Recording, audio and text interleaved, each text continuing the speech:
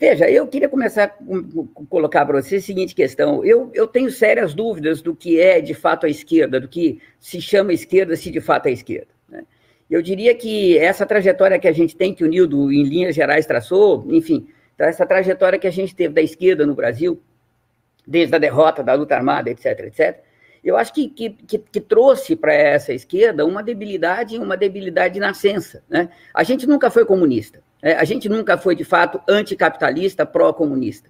A nossa posição sempre foi uma posição de pensar a lá Debré, a lá Che Guevara, tá certo? De que, né, se as burguesias latino-americanas elas tinham imposto as ditaduras no nosso continente, é porque elas não aguentavam a democracia. E não aguentavam a democracia porque na democracia quem manda é o povo. Então, se a gente lutasse pela democracia, a gente lutava pelo poder do povo. Bom, o poder do povo é a antessala do socialismo, era um passo para o socialismo.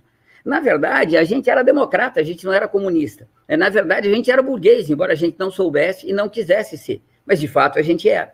Pois essa esquerda foi evoluindo, tá certo? Passou pelas greves de 78, 79, fundação de PT, CUT, etc., etc., e a única coisa que essa esquerda pôde fazer, como uma esquerda que de fato não era esquerda, tá certo? Portanto, como uma força democrático-burguesa, não de esquerda, era negociar com o capital.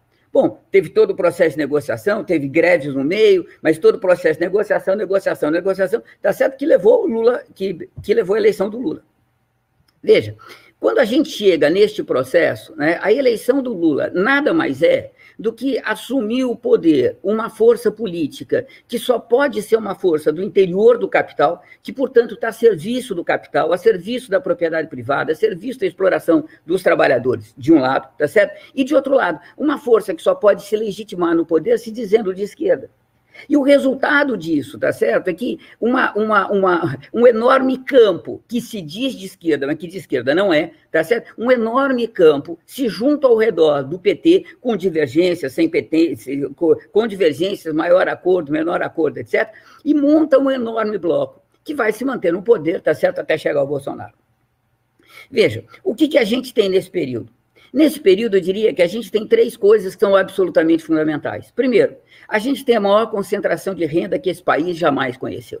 Nunca o capital explorou os trabalhadores tão intensamente e nunca o capital teve uma lucratividade tão elevada quanto teve nesses anos. Segundo lugar, a gente, além de ter um processo de concentração de renda muito grande, que faz, portanto, que a miséria aumente muito, além disso, a gente tem a herança de uma legislação autoritária, que é a legislação repressiva mais autoritária que a gente tem desde a ditadura militar, que foi criado, lembra, lá no apagar das luzes do governo Dilma. Em terceiro lugar, a gente teve nesse período, tá certo, a desmontagem do que ainda existia de alguma coisa de contestação no movimento operário e no movimento popular. Então, veja, qual que de fato é, tá certo, o resultado histórico, tá certo, a contribuição histórica desta facção da esquerda do capital, desta facção democrático-burguesa, tá certo? Portanto, que não é de esquerda, que não é anticapitalista, que não é anticapital. Qual é a grande contribuição que ela trouxe? Ela trouxe, na verdade, um discurso que, através do projeto democrático popular, legitimava ideologicamente o seu poder. Se entendia que, de alguma forma, apoiar o Lula era um passo importante, com limites ou sem limites, maiores limites, as divergências internas eram muito grandes, tá? Mas que apoiar o Lula, apoiar o projeto petista, era um passo em direção, de alguma forma, a um país mais justo, que levasse algumas forças dizendo a revolução proletária, outras forças dizendo a um estado de bem-estar social, etc., etc. Então, eu diria, veja, que a primeira discussão que tem é o projeto democrático popular foi aplicado? Nunca foi para ser aplicado. O projeto democrático popular nada mais é do que uma ideologia para apresentar como de esquerda, portanto, a serviço das camadas populares, um projeto que, na verdade, era fundamentalmente, essencialmente burguês, a serviço do grande capital internacional e nacional, tá certo? E o resultado disso foi uma tragédia para as classes trabalhadoras, foi uma tragédia para o povo em geral. Veja, claro que a gente tem que levar em consideração que, nesse processo, a gente tem transformações extremamente importantes na sociedade brasileira. E eu acho que o Nildo apontou algumas coisas, mas tem um detalhe, Nildo, que eu queria chamar a atenção, que eu tenho a impressão que você concorda, que é o fato de que não apenas os centros operários mais tradicionais foram desmontados com esta crise econômica de um lado e a reestruturação produtiva, para ser curto e grosso, de outro lado, mas também a gente tem a geração de uma classe operária jovem, numericamente muito complicada de ser medida, mas certamente muito grande, está sendo criada na periferia dos grandes centros, melhor dizendo, na periferia desse sistema econômico brasileiro. Então, você tem no interior de Pernambuco um processo de industrialização, no Pará, industrialização no interior do estado de São Paulo, Pará, etc. E o resultado disso é que a gente tem, de fato, no país, o surgimento de uma classe operária que tem características novas. E uma das características importantes, até o momento, não quer dizer que isso vá permanecer por muito tempo, mas até o momento tem uma característica que tem uma capacidade de luta anticapitalista muito pequena, muito baixa. O que eu estou tentando dizer com isso? Veja, a gente tem, de um lado, a carência de forças de esquerda, ou seja, de forças que dizem, olha, a única coisa que a gente tem que fazer é destruir o capital, destruir o Estado. Nós não temos que conquistar o Estado. Nós não temos que fazer nós não temos que promover um governo que busque uma distribuição de renda dentro do modo de produção capitalista.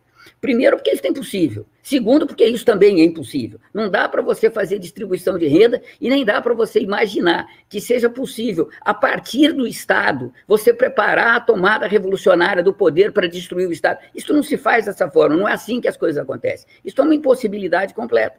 Então, eu diria que a primeira coisa, tá certo? Nós carecemos em nosso país de forças de esquerda que, de fato, sejam de esquerda.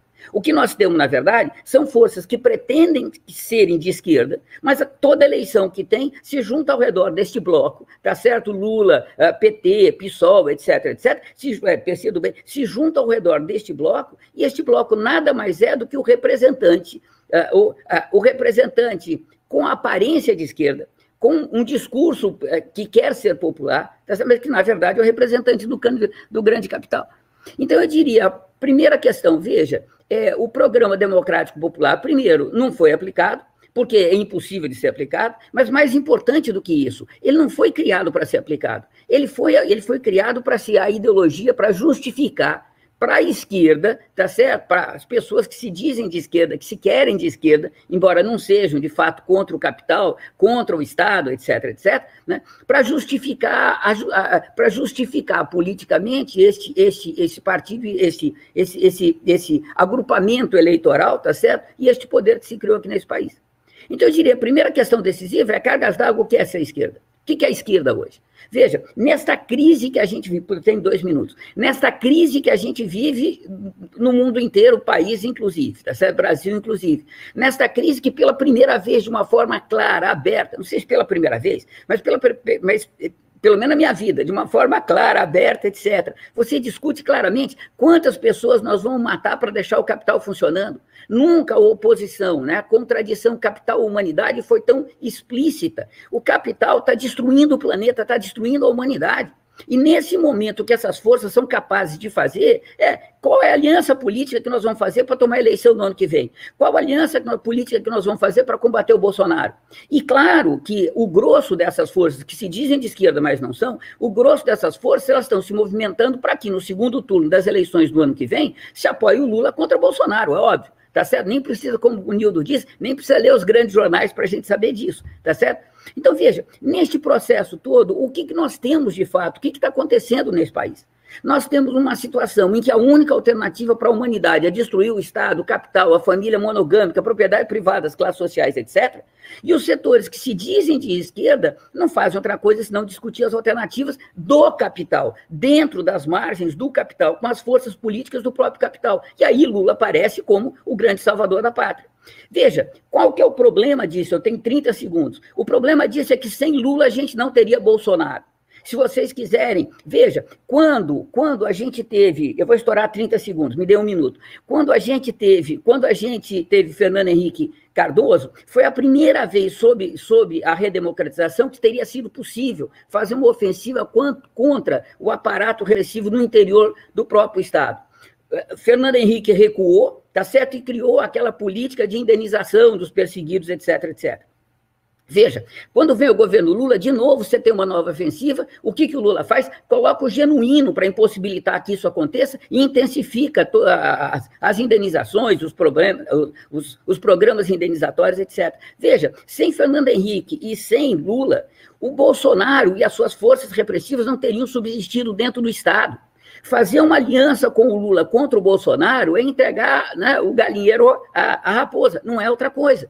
Então, eu diria que o que falta, de fato, é uma esquerda que aba, claramente, etc., etc., fale contra o capital. Me dê 15 segundos que eu preciso esclarecer uma coisa que eu esqueci. Eu não estou aqui falando em nome do Veredas. O Veredas é uma organização muito ampla, uma frente política muito ampla, tem várias pessoas que concordam com isso que eu estou dizendo e muitas que não concordam. Então, só para esclarecer que eu deveria ter falado lá no início, tá certo? Eu não estou aqui falando em nome do Veredas, tá certo? Em outras situações seria possível, mas